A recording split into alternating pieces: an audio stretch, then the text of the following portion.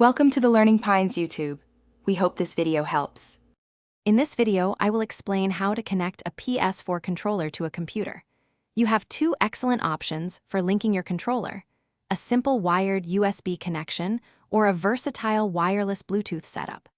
Both methods offer a seamless way to bring your favorite console controller to your computer gaming sessions. We will walk through each process step by step, ensuring you are ready to play in just a few moments. The wired USB method is incredibly straightforward and often your fastest route to gaming. Simply take a standard micro USB cable, the same type used to charge your controller, and connect one end to the controller itself. Then, plug the other end directly into an open USB port on your computer.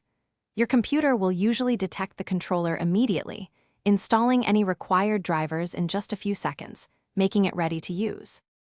For a wireless experience, Bluetooth offers great flexibility. But first, confirm your computer has Bluetooth built in or use a small USB adapter. Now, to put your PS4 controller into pairing mode, press and hold both the PlayStation button and the Share button at the same time for about 3 seconds. You will notice the light bar on your controller start flashing quickly, confirming it is now discoverable and ready to connect. With your controller flashing, go to your computer's Bluetooth settings. Look for the option to add Bluetooth or other device, then choose the Bluetooth option.